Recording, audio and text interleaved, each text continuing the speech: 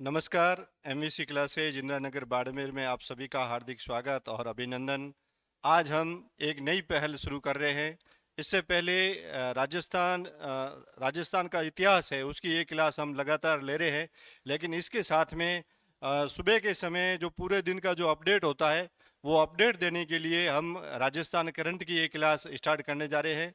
और इसका जो माध्यम होगा, इसका जो सोर्स होगा, वो राजस्थान सूचना एवं जनसंपर्क निदेशालय की एक पुस्तक है, जिसे सुजस नाम से कहते हैं। और इसका जो ई बुलेटिन आता है, उसके माध्यम से राजस्थान करंट की ये किताब और एक जो है क्लास है, वो लेने हम शुरू कर रहे हैं। और आज इसका पहला दिन है और पहले सवाल से इस करंट की क्लास को स्टार्ट करते हैं। आज वैसे आज की ये जो क्लास है और इसका जो पहला सवाल है, वो है अंतर्राष्ट्रीय योग दिवस से संबंधित। जैसे कि आज पूरा राजस्थान, भारत और विश्व कौन सा अंतर्राष्ट्रीय योग दिवस मनाने जा रहे हैं, वो सभी है 12वां योग दिवस मनाने जा रहे हैं। और इसमें अगर राजस्थान के परिप्रेक्ष्य में अगर ये देखा जाए, तो आज राजस्थान का राज्य स्तरीय जो कार्यक्रम है योग से संबंधित है, वो हमारे आबूराज सिरोही में वो मनाया जा रहा है। और जिसमें मुख्य अतिथि हमारे राजस्थान के मुख्यमंत्री भजन लाल जी शर्मा हैं। और ये इसके साथ में एक और बात, ये आबू राज है। आबू राज इससे पहले था, वो था माउंट आबू। और कल से यानी कि शनिवार के दिन से ये माउंट आबू से आबू राज भी हो गया है। तो ये हमारे राजस्थान के संदर्भ में अंतर्राष्ट्रीय योग दिवस से संबंधित बात।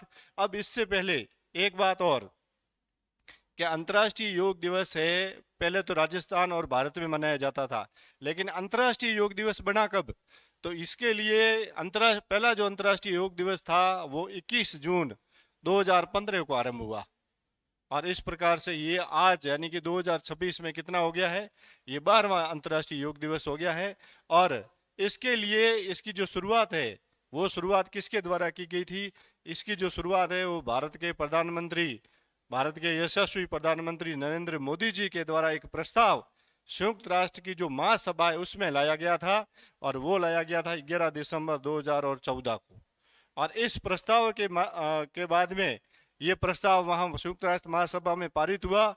और इसके बाद में संपूर्ण विश्व ने 21 जून को अंतर्राष्ट्रीय योग दिवस के रूप में मनाने का उन्होंने है एक घोषणा की। और उस दिन से संपूर्ण विश्व है वो इसको 21 जून के दिन अंतर्राष्ट्रीय योग दिवस मना रहा है। और आज राजस्थान में इसका जो मुख्य कार्यक्रम हुआ, वो माउंट आबू में हुआ है। और ये राज्य स्तरीय कार्यक्रम लेकिन इससे पहले कि अगर पहला अंतर्राष्ट्रीय योग दिवस का कार्यक्रम राजस्थान में कब हुआ था, तो वो हुआ था 21 जून 2015 को। और राजस्थान में किस स्थान पर हुआ था, तो वो हुआ था जयपुर में। और जयपुर का जो SMS स्टेडियम है, जिसे सवाई मानसिंह स्टेडियम भी कहते हैं, वहाँ पर ये योग दिवस का कार्यक्रम प्रथम हुआ था। और उसके बाद में अगर भारत के परिप्रेक्ष्य में अगर देखा जाए, तो आज जो 12वां अंतर्राष्ट्रीय योग दिवस है, वो कोलकाता में मनाया जा रहा है। कहाँ पर मनाया जा रहा है? वो मनाया जा रहा है कोलकाता में। और उस कार्यक्रम के मुख्य अतिथि है, वो कौन है? भारत के प्रधानमंत्री नरेंद्र मोदी जी हैं। कौन है? नरेंद्र मोदी जी हैं। और अगर पूछा जाए अगर कि भारत पहला अंतर्राष्ट्रीय योग दिवस है वो कहाँ मनाया गया था, अगर भारत के परिप्रेक्ष्य में अगर पूछा जाए, तो वो मनाया गया था दिल्ली के अंदर। उसके बाद में एक योजना है जो सिंचाई की परियोजना है, जिसका नाम है अंधेरी मध्यम सिंचाई परियोजना। और इसका जो संबंध है, वो 12 जिले के छबड़ा तहसील से है। और इसका जिक्र यूं आ रहा है कि कल मुख्यमंत्री की पूरे राजस्थान की मीटिंग थी, उसमें इस परियोजना को पूर्ण करने के लिए मुख्यमंत्री के द्वारा जो निर्देश दिए गए हैं, और अपने कंपटीशन के हिसाब से भी और राजस्थान भूगोल के भी हिसाब से, जो अंधेरी मध्यम सिंचाई परियोजना अगर पूछी जाए तो वो किस जिले में है, तो 12 जिले में। और 12 में कौन से तहसील में है, तो वो छबड़ा तहसील में है। उसके बाद में आता है अपना PM जनमन। पॉइंट नंबर 3, PM जनमन। अब इस PM जनमन का पूरा नाम क्या है? तो PM जनमन का पूरा नाम है प्रधानमंत्री जनजाति आदिवासी न्याय महाअभियान, ये इस परियोजना का नाम है, इस योजना का नाम है, जो एक बहुत बड़ा अभियान है। और राजस्थान के परिप्रेक्ष्य में, राजस्थान में एक जनजाति रहती है जिसका नाम है सहरिया जनजाति। और उससे संबंधित एक विशेष बात और है कि राजस्थान से आदिम जनजाति में चुनी गई एकमात्र जनजाति है, वो कौन सी है? वो है सहरिया जनजाति। कौन सी जनजाति है? वो है आदिम जनजाति में। अपने राजस्थान में जनजातियां तो बहुत सारी है, लेकिन उसमें आदिम जनजाति में कौन सी है? तो आदिम जनजाति में आती है तो वो सहरिया जनजाति है। और ये सहरिया जनजाति के लिए ये विशेष रूप से पीएम जनमन योजना है, वो आरंभ की गई है। अब इस योजना के माध्यम से इस जाति को कितना फायदा होगा वो आप देखिए कि इस योजना में 9 विभाग है। राजस्थान और भारत सरकार के 9 विभाग और 9 विभागों की 11 योजनाएं। कितनी योजनाएं? 11 योजनाएं हैं। उनका लाभ सहरिया जनजाति को मिलेगा। और किस योजना के माध्यम से? पीएम जनमन के तहत। अब इसमें इस योजना के तहत, इस महाअभियान के तहत इस जनजाति के लिए कुछ मॉडल, जो मॉडल कॉलोनियां और मॉडल केंद्र वो विकसित किया गया। वो राजस्थान में कहाँ कहाँ है उसके बारे में भी आप देख लीजिए। और देखिए विशेष रूप से जो राजस्थान में शहरिया है वो 12 जिले में रहते हैं। तो 12 जिले में एक है भावंतीपुरा, ये खटका है, भावंतीपुरा खटका, और इसकी तहसील है शाहबाद ये। और दूसरा है बांसथुनी। दूसरा कौन सा है? बांसथुनी है। ये इनकी जो 12 जिले की तहसील है किशनगंज, उसके अंदर है। और इसमें जो पीवीटीजी, ये एक इनको जो इनके परिवारों को जो चयन किया गया है उनके लिए, ये पीवीटीजी वाले हैं, उनके लिए यहाँ पर मॉडल कॉलोनियाँ वो विकसित की जा रही है। किन के लिए? सहरिया जनजाति के लिए। किस जिले में? 12 जिले में। और 12 जिले की कौन सी तहसील? तो एक तो शाहबाद तहसील, दूसरी किशनगंज। अब किशनगंज और शाहबाद में कौन कौन सा स्थान? अगर शाहबाद में पूछा जाए तो भावंतीपुरा खटका, और अगर किशनगंज में पूछा जाए तो बांसथुनी तहसील होगी। अब इस योजना के तहत यहाँ पर उनको क्या क्या सुविधाएं मिल रही है वो देखिए आप। इनको यहाँ पर पानी मिलेगा, बिजली मिलेगी, खेल का मैदान मिलेगा, सड़क मिलेगी, और एमपीसी आदि सुविधाएं सभी एक ही स्थान पर इनको प्राप्त होगी। और ये किससे संबंधित योजना है? शहरिया परिवारों से संबंधित योजना है। अब ये तो हो गए इनके लिए क्या है? मॉडल कॉलोनियां। किन के लिए? शहरिया जनजाति के लिए।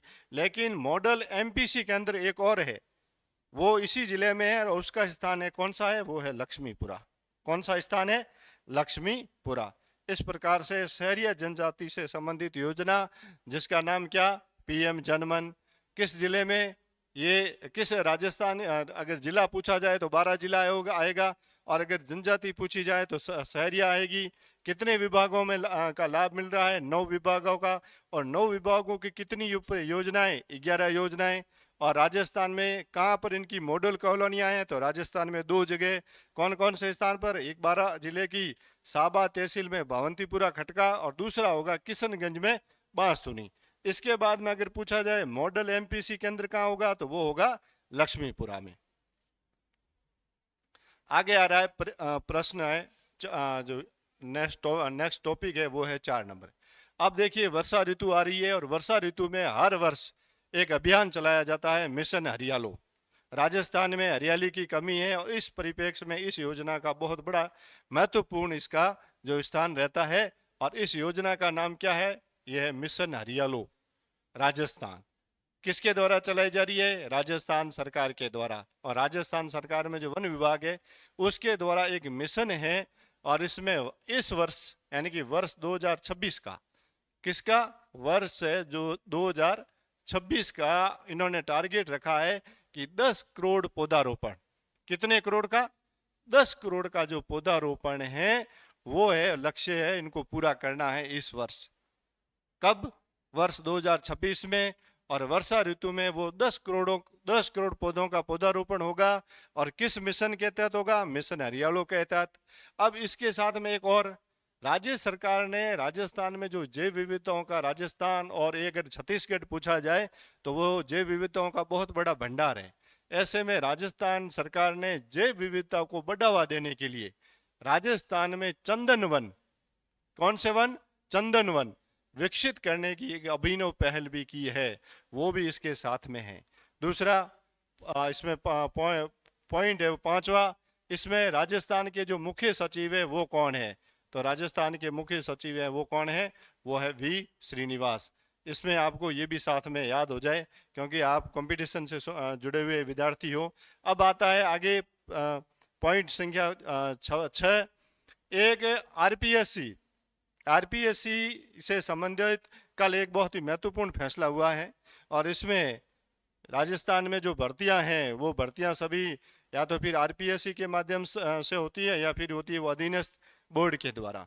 तो इसमें अधीनस्थ बोर्ड नहीं है अपना, ये आरपीएससी है और आरपीएससी में कल 2 नए सदस्यों को नियुक्ति की घोषणा की गई है। कितने सदस्यों की? 2 नए सदस्यों को नियुक्ति की घोषणा की गई है और ये 2 नए सदस्य हैं, एक तो है प्रोफेसर डॉक्टर संतोष आनंद और दूसरे हैं डॉक्टर दीपक शर्मा।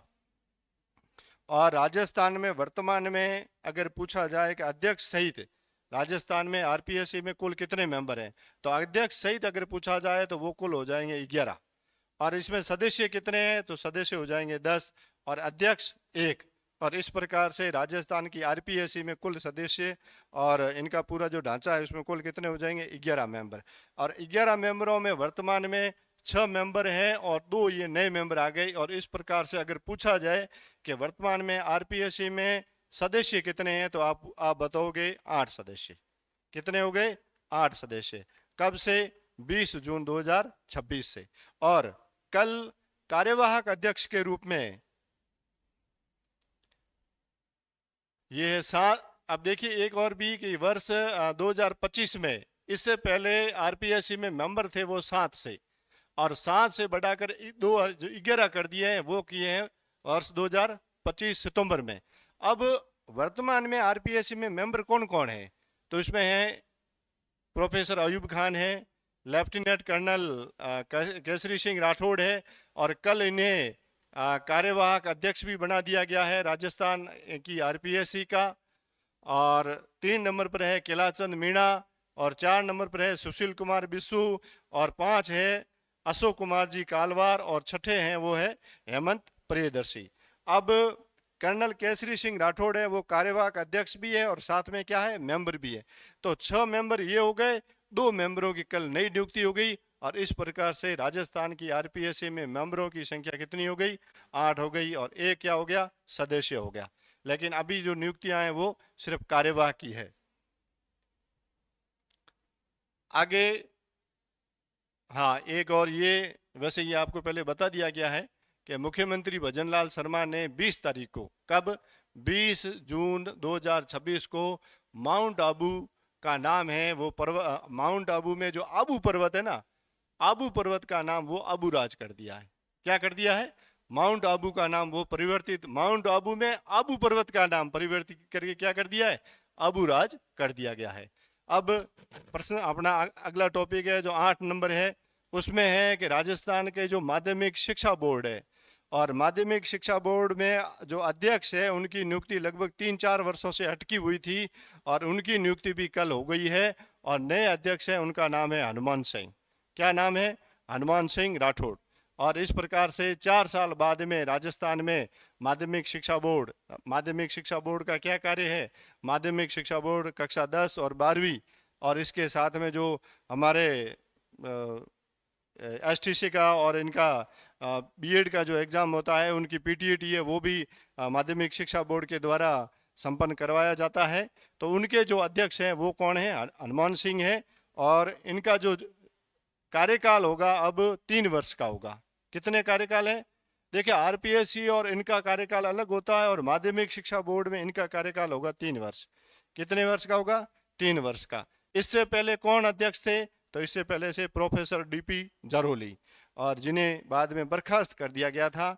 और हनुमान सिंह है वो नागौर में एक स्थान है पिसागन और पिसागन के वो निवासी है और स्कूल सेवा से वो 2018 में वो सेवानिवृत्त हुए हैं और इसके बाद में इन्हें राजस्थान के माध्यमिक शिक्षा बोर्ड का अध्यक्ष है वो कल बनाया गया है। अब टॉपिक संख्या 9 है, ये राजस्थान में और भारत से संबंधित एक टॉपिक है। इसमें ब्रह्मोस रॉकेट लॉन्चर से लैस युद्धपोत बढ़ाएगी समुद्र की ताकत। देखिए कल आज जो 21 जून है, 21 जून के दिन कलकत्ता में एक बहुत बड़ा समारोह, वैसे भारत के प्रधानमंत्री कोलकाता यानी कि पश्चिम बंगाल में है, आज वो वहाँ पर अंतर्राष्ट्रीय योग दिवस से संबंधित कार्यक्रम में भी भाग लेंगे और उसके साथ में वो एक स्वदेशी तकनीक से बने हुए 3 नए युद्धपोत और जहाज, इनके नाम है, एक का नाम है INS दूनागिरी, दूसरा है INS संशोधक और तीसरा है INS अग्रे। इनका औपचारिक रूप से जो नौसेना है, नौसेना के बेड़े में इनको क्या करेंगे, शामिल करेंगे।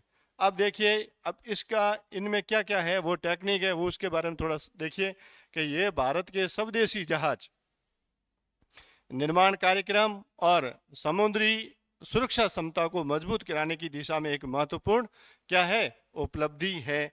और इनका डिजाइन किसने किया है, तो इनका डिजाइन किया है कलकत्ता में स्थित garden reach ship builders and engineers के द्वारा।